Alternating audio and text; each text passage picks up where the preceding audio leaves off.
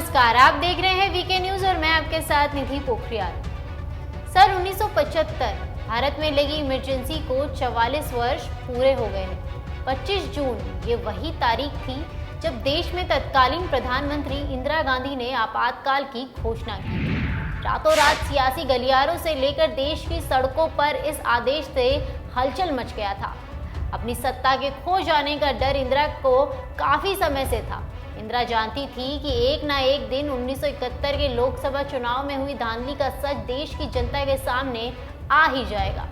ऐसे में इंदिरा कैसे भी करके खुद को सत्ता में बनाए रखना चाहती थी। इसके लिए इमरजेंसी पर काफी पहले से ही विचार किया जा रहा था, लेकिन इस इमरजेंसी के पीछे का मास्टरमाइंड कोई और ही था। उस वक्त इंदिरा की कोठरी में पश्चिम बंगाल के मुख्यमंत्री सिद्धार्थ शंकर रे, कानून मंत्री HR गोखले, कांग्रेस अध्यक्ष देवकांत बरुआ, मुंबई कांग्रेस अध्यक्ष रजनी पटेल और गृह राज्य मंत्री ओम मेहता मुख्य रूप से सक्रिय थे। बताया जाता है कि इंदिरा को इमरजेंसी की राह बंगाल के मुख्यमंत्री सिद्धार्थ शंकर रे ने ही दिखाई थी।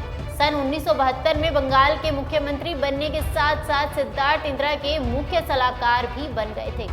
कहा जाता है कि देश में इमरजेंसी लाने की बात सबसे पहले सिद्धार्थ ने ही रखी थी।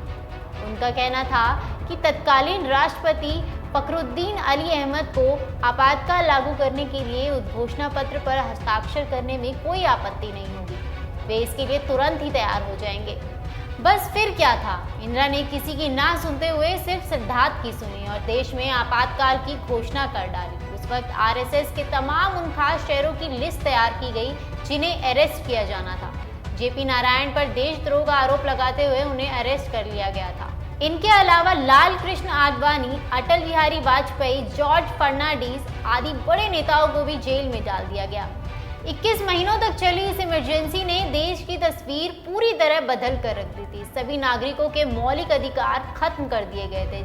जिस प्रेस ने भारत की आज़ादी में अहम भूमिका निभाई थी, अब वही प्रेस इस तानाशाही को लिखने के लिए स्वतंत्र नहीं थी। प्रेस पर भी सेंसरशिप लगा दी गई। हर अखबार में सेंसर अधिकारी बिठा दिया गया, जिसकी अनुमति के बाद ही कोई समाचार छप सकता था। सरकार विरोधी समाचार छपने पर गिरफ्तारी भी हो सकती थी। प्रशासन और पुलिस के द्वारा जनता पर उत्पीड़न की कहानियां भी सामने आई। ये सब तब थम सका जब 23 जनवरी 1977 को मार्च महीने में चुनाव की घोषणा हो गई। आपको हमारा ये वीडियो कैसा लगा हमें कमेंट बॉक्स में ज़रूर बताएं। अगर वीडियो पसंद आए तो इसे लाइक करें, शेयर करें और ऐसे ही देखते रहिए वीके न्यूज़। शुक्रिया।